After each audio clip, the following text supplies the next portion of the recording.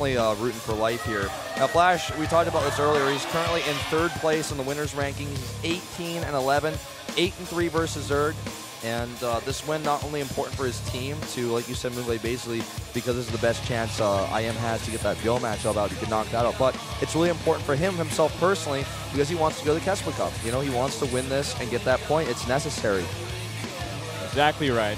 It's going to be a very hard game. Overgrowth, pretty good map for both races. No real favorite here. So, yeah, it's going to be close. Yeah. Well, here's Life. He's 4-5 so far, 3-3 versus Terran. Funnily enough, most of his games coming in that matchup. And these days, not the best record. 1-4. Got that purple arrow. And looks a little bit tired today, actually. But he looks like that a lot, so it doesn't really. It's not saying too much. No.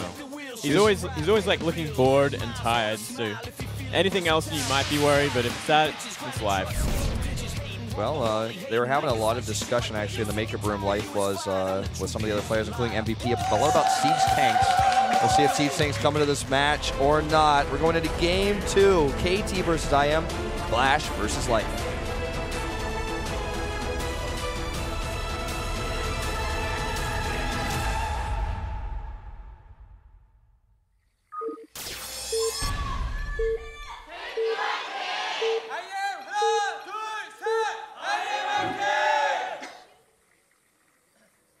LTA는 SK텔레콤. Down here in the bottom left in the red for KT Rolster, the Terran player, it is Flash. And to the top right, the Zerg player that is known as a Royal Rotor. One of the youngest, more successful Zergs that we have in StarCraft 2 right now. It's Life.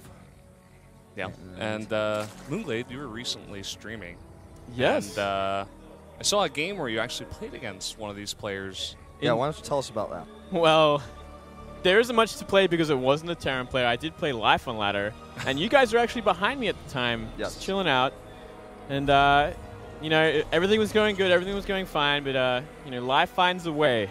And that's exactly what happened in that game. And I'm kind of looking forward to seeing if it's going to happen in this game. Yeah. I mean, looking at this map, kind of changing the subject here because I did brutally lose to Life recently. You don't think Life's going to make like 4 Mutalisks, then go Roaches, and then Hydras, and then Infestors on this map? He could very well do that, and I mean, it might work. It could work if it's mech, maybe, sure. And looking at this map, mech actually is quite strong, especially if the Terran can cut the map in half, which we actually saw recently. I believe it was Hydra versus some Terran that loves mech. I can't remember exactly. Was it? It was Cure maybe? No, it was someone. Because we saw 2 mech games last week. Yeah. And let me see. I'm looking. One was I'm on King now. Sejong with Su. Yeah. Su took him apart, but I mean, one thing I didn't really mention. Hack, wasn't it? Yeah. Yes. All right. The one difference between King Sejong Station and this map is a great deal easier to cut off and to SimCity around, which is kind of why we saw the same sort of styles just fail completely when Hydra played it. And what did that say? It said that the Yu Daehyun, the analyst, looks like someone, but I didn't know who that someone was. Yeah. Oh. But then he gave a cell phone gesture. Almost as if he wanted Daehyun to call him. Ah, okay. Probably it has a really good strategy question that he needs him to. Yeah, something like that. Yeah. The Monday caster once said I look like Brad Pitt. Yes, he did say that. That's kind of nice. I think that it's true. Oh, thank you. So. Says he came to watch KT and SKT. That handwriting, man, that's maybe even worse than mine. Oh, and look at this. Flash did not go for Reapers. He's got 2 Marines and that Overlord. We've seen this a lot recently because if you go for the Marines, you can sometimes catch the Overlord, and also on top of that, no, he's gonna die, guys. If you surprise me and kill that, but also it saves your gas, so that you can get factory out quicker. You've got more gas overall. Yeah. Exactly. It's a bit greedy in one sense because you don't have that scout on what the Zerg is doing, but against a player like Life, I think it's okay. I mean, it's not like he's playing against Shine or anything like that where the scout is like absolutely essential. Yeah, I mean, looking at Life's build so far, he has decided to kind of forego gas at the moment, which is actually the right choice against this because obviously you want Speaklings out a little bit earlier against Reaper harassment. But seeing there is no Reaper harassment, why not go for a fast third base? Creep spread a little bit better. Cred your spreet, man. Cred your spreet. Get it out there. And, I mean, you definitely have a lot more time when the Hellions are the first choice of tech. Well, let's see. Commentator or the observer noted that Life didn't start a third queen for a while. I'm not sure what the reason for that was. Maybe he missed an overlord or something. But yeah, well, that overlord that died. So. Oh, of course, right. Okay, so yeah, he lost. Okay, so he's highlighting that with the lost overlord, his queen was delayed. Yep. And I mean, getting that really fast third hatchery also has a bit of an effect on queen production.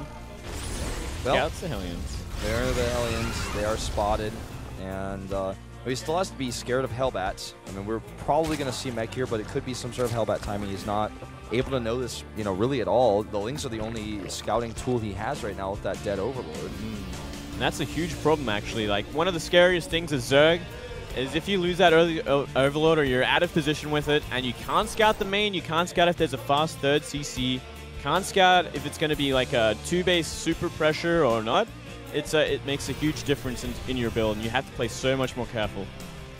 Also noticed he does make that safety roach warren as a result of this. And YOLO Hellions in the net. The YOLO Hellions are here, and the drones are attacking and lining up a bit. Gets a bunch of kills here. He's going to get even more behind this middle line. They line up again. Oh, wow. At least he doesn't get the final shot there. And actually, it looks like he's going to go to the main now. The queens are here at the natural. There's one more queen here in the main. And that Hellion was low, and he doesn't actually micro it well. So that could have been a lot worse. It was still bad. He handled it so very well. Fighting with the drones like that, he loses 5. And we saw, who was it that got a run by and died completely? Cassia, I believe it was? Cassius. He would have lost like 30. So look at the difference right there. That's life for you. I think he did even lose like 30 that game. Yeah, he literally did. Oh, here comes a Banshee with Cloak. There are Spore Crawlers ready right now. But if he can avoid them, he should be able to get some damage done. Yeah, let's see. I mean, there's no Overseer obviously available yet. Really good placement on this Spore Crawler. Yeah, really nicely done. The Queen's there ready to greet him as well. Not really getting anything done with the Hellions now with this opening. Do come over here. There's no drones to roast at the moment. He's softening up these queens. That's basically all he can do at this moment. It looks like he's got about 6 Hellions coming over here. And if any of those drones try to come over to this third base, they're going to be in danger. And Life knows this. He's waiting. I want to note also that there's a third CC. Third CC started up for Flash at his natural. He's going to be able to float that over soon. Gets +1 for mech right away here and continues to add a few more Hellions. I think we're going to see him do the factory build up here in just a moment. And this Banshee trying to come over here and find something. He might actually find something, considering the Spore Crawler is at the front of the hatchery, not at the back where the drones are. Yep, and Lair's not finished right now. Gets a couple drones, moving back to the natural. He's got a nice little spot here. The Queen can still hit it with that vision. Oh, 32 health here. And I think he's actually just going to have to wait until he dies. Not going to kill any of these Queens. 2 more seconds, I think, on that Cloak. It's looking like, and now with an Overlord. Oh, it's actually, Overseer, rather. Yeah, he's got more time on than I thought. Okay, so about 10 more seconds. He's trying to escape. Oh my god, could he get away now? Vision too long. He's made a third Banshee here, and he's got another one. Nobody expects the third Banshee. No one expects the fourth Banshee. Yeah, there's a fourth one yet, too. And this kind of really gives it away that it is going to be mech above anything else, considering how much he's invested into these Banshees. Yeah. Surely he's not going Byrie behind this. Surely he cannot really afford upgrades or anything. And we do see these refineries taken on the third base so quickly, which is another indicator that it's purely a gas build, and it's obviously going to be mech. Yep. And if Life actually can get over there with his Overseer and scout that too, that'll be a big tell. Or even just his Zerglings that he's got over there now. Roaches, actually, excuse me. Part of the reason why I think he made that fourth Banshee is for this, so that he can have this extra little buffer help deal with these Roaches, chase them down. Yeah. These Roaches, no speed just yet. They're trying to run away, and they're kiting decently against the Hellbats, but eventually they will go down. Hellbats don't need to fight here. Yeah, they should just leave, let the Banshees do the job. He's actually getting more value out of these Roaches than he should be. Yeah. Well, Flash does realize he puts those back, pulls them back. I think it was okay initially to do that, to make sure that they can't just stick around and kill SCVs, but after that. And it kind of looks like from here we are seeing a lot of Roach production, so he might want to try and just bulldoze his third base, which I think is a great idea considering it's only Hellbats kind of for defense on the ground, and they are Banshees, but you can ignore them. But at the same time, he's got to be very cautious of Hellion run-bys. And he killed a lot of tumors there. Yeah, I love even more. I love that the upgrade is removed now, so that you could just run around with Hellions, transform them. You can have them at your base in Hellbat mode. Then when you want to go out and do some harass, you can just pop them down into Hellion mode. I assume that's a technical term for it. Thor out of position here. He's got to repair that. Gets the repair, and the Hellions come back. Oh, wow. Hellbats. Hellbats are back. Yep. Now the Hellbats tanking as well as those SCVs. That SCV repair army is doing well. This is the big swell of Roaches you were talking about, trying to do some damage. Forces the cancel there. This is a big investment by Life, but I feel like it's doing okay for him here. He's able to come over, kill a lot of Harvesters, forcing the cancel on the CC. Also, that repair on the Thor, that's expensive too, forcing the loss of mining time.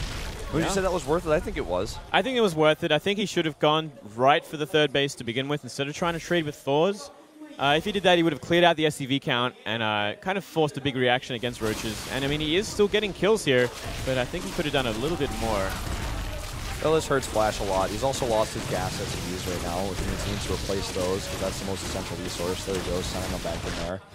So this scan is to see if there's any reinforcements. That's actually pretty expensive too. Actually, they dropped it down. Yeah, and we're going to look at the the count here. This Roach is somehow still alive, not really cleaned up in the best way possible, and he's got Mutas as the follow-up, already doing a ton of damage. Are there any turrets here in the main? Doesn't look like it. At least not any over here where he's going to lose his reactor. Thor's very out of position. He knew this, and that's why he comes in here, picks off the reactor, and he's going to fly away. The reactor very expensive and also takes forever to build. You could build like 2 tech labs in the time it takes to build a reactor. Gets the Viking as well. Flash is just getting picked away here little by little. Yep. And I think like if he had have killed those Thors, this Muta switch would have been extremely powerful, but the way it went down, like, it's going to do a little bit of damage, but there's already anti-air, enough anti-air to kind of deal with it. So he's going to fly around with what he made, maybe try and pick apart what he can. But at the same time, like, it's just not enough to really do any sort of critical damage. Roaches are back here, but now Flash finally has his tanks out. Lots of Zerglings being made in this mix as well. Yeah, a lot actually. And this command center over here is like so brave. I mean, he doesn't know about those Roaches, so he doesn't know even that it's more risky than he thinks right now. If he lands that, the Roaches could do a bunch of damage to it.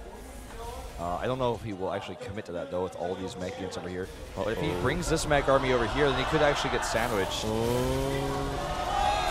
He's totally unaware right now. He's sieging up right next to him. And here we go! Coming in here on the left side. Banshees are in cloak, are going to help a little bit here, but this is a great trade for Life. A huge trade. He's taken out so many of these tanks. The Thor's being traded with as well. Doesn't really have the Mutas there to deal with that. He's actually taking down the CC over here as well. What? He killed the CC and all those SCVs.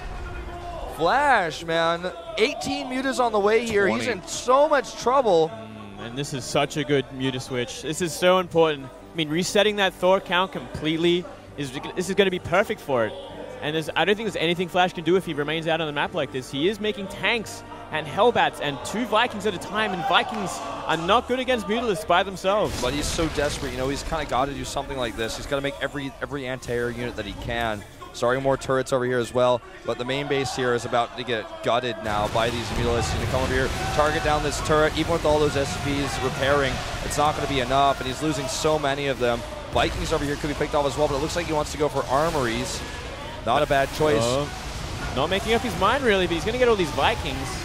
Yeah, and that's going to be useful for later on in the game. He just has so many Mutas right now. He's wreaking so much havoc. He's taken out that one armory that was upgrading the +3 there to mech weapons. The one Thor is finally here, but it gets Magic Box. And he cannot make any more Thors. The 2 that he queued up, he queued them up smartly right before the Vikings, or right before the armory died, but I think that's just game. GG. Wow, this is the win. This is the win that IM needed. Yeah, they really did. God. I'm so surprised right now. I did not know that was going to happen in that manner, but you guys were right. Got to hand it to you. Yep, it's just about manipulating the army in a way that early on with Roaches and Mutas. If you can switch and you can trade effectively and then go for another switch, you can kill straight away.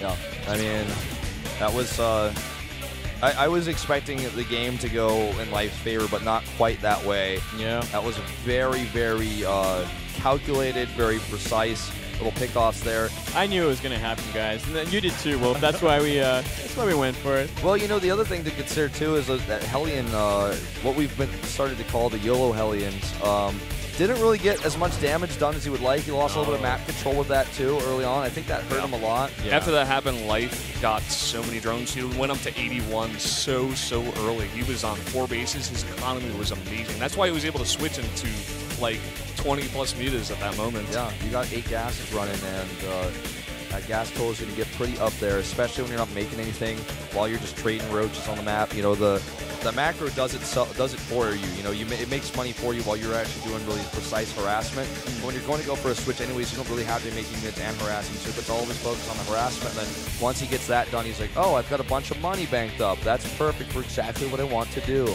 Exactly. Beautiful play there.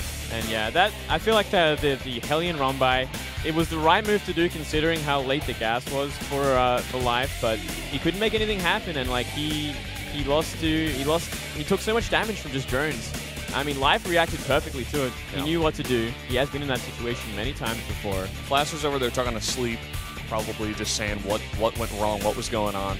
Now, I want to point out that Hirai is wearing a jean jacket with a tie. I have never seen this before. Denim jacket. But I love it. Is that even a jacket? That's like a denim shirt. Yeah, it's a denim shirt. Yeah, no, it's not really a jean jacket. Well, what do you think of that tie? I don't know about the tie, but you know what? He thinks it worked, man.